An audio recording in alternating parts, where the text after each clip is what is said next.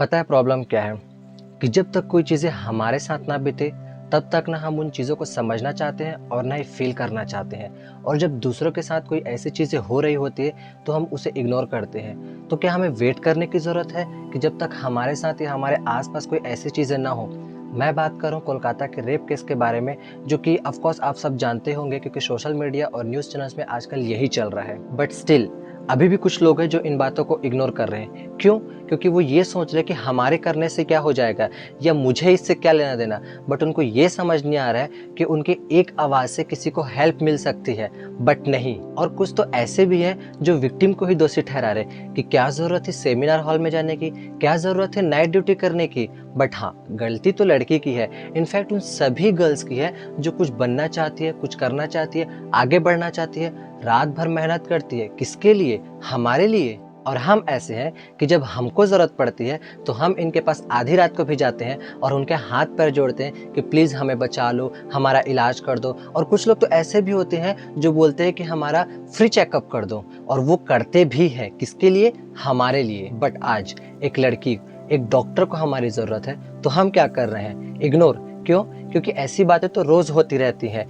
It's not about doctor, it's about humanity, it's about all girls and women। कुछ लोग ऐसे हैं जो अपनी माँ को, अपनी बहन को प्रोटेक्ट करने के बहाने घर में रहने के लिए बोलते हैं। अरे भाई, प्रोटेक्ट करने के लिए उनका फ्रीडम छीनना नहीं है, बल्कि हमें ऐसा इन्वायरमेंट बनाना है कि वो भी हम लड़कों के जैसे खुल के बाहर निकल सके, बिना डरे, बिना झिझके। बट कुछ महानुभाव होते हैं जो इन बातों को इग्नोर करते हैं। क्यों? क्योंकि ये हमारे साथ नहीं हो रहा है तो हमें क्या लेना देना। बट उन्हें ये नहीं समझ आ रहा है कि इनके कारण ही ऐसे दरिंदे खुले आसमान में घूम रहे हैं। और जब तक ये लोग बाहर आराम से घूम रहे हैं तब तक ना हमारी माँ सेफ है, ना हमारी बहन सेफ है। भाई, आपकी रूह कांप जाएगी जब आप वो वीडियो देखेंगे जिसमें एक आंटी बताती है कि उस बेचारी लड़की के साथ क्या क्या हुआ और कैसे हुआ। एक पेरेंट्स के लिए अपनी बेटी को इस हालात में देखना कितना ज़्यादा मुश्किल है, ये आप इमेजिन भी नहीं कर सकते। एंड ये सब देखने, जानने और सुनने के बाद भी अगर आपको कुछ भी फील नहीं होता है तो आई एम सॉरी, आप इंसान कहलाने के लायक ही नहीं है। एंड आप सोच भी नहीं सकते कि इस समय उस बेचारी की फैमिली में, उनके फ्रेंड्स के साथ, उनके रिलेटिव के ऊपर क्या बीत रही होगी। और तो और केस को दबाने के लिए अचानक से हॉस्पिटल में रिनोवेशन का कार्य शुरू हो जाता है और एक माँ बाप को अपनी बेटी से मिलने के लिए 3 घंटे का इंतजार करना पड़ता है।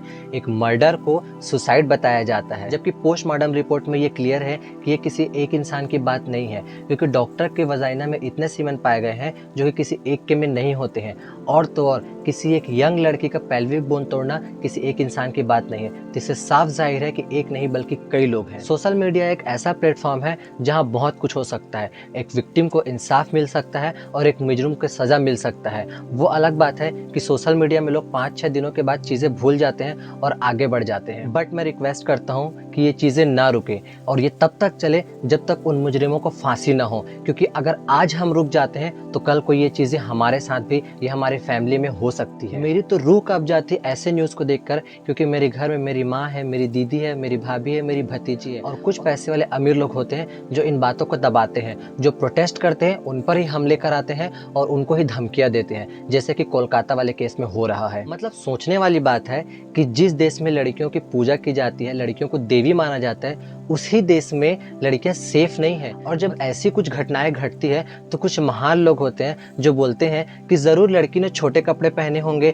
या कहीं बाहर अकेले घूम रही होगी। भाई, लड़कियों को जज मत करो, क्योंकि जमशेदपुर की वो 3 साल के नर्सरी की बच्ची आधी रात को नहीं घूम रही थी, वो स्कूल जा रही थी जब उसके वैन ड्राइवर ने उसके साथ रेप किया। और ना ही वो डॉक्टर नाइट में पार्टी कर रही थी, वो तो अपना ड्यूटी करके आराम से सोने गई थी। और ना ही उत्तराखंड की वो नर्स ने छोटे कपड़े पहने थे जिसका रेप करके मर्डर कर दिया जाता है। बच्ची का शरीर में कोई कपड़ा नहीं था, पैर दोनों राइट एंगल में मिला गया, एक पाँव बेड के इस तरफ, एक पाँव बेड के इस तरफ मिला गया। जब तक पेल्विक गर्डल नहीं टूटता है, इस तरह 2 पाँव को नहीं चीरा जा सकता है। चश्मे को कूटा गया जिसकी वजह से आंखों से खून निकल गया। जो रेप और मर्डर हुआ है ये एक इंसान नहीं कर सकता है। और जो सीमेन एनालिसिस हुआ है हमारे विक्टिम के वेजाइना में, उसमें 2 से 3 लोगों के सीमेन आए हैं। तो हमें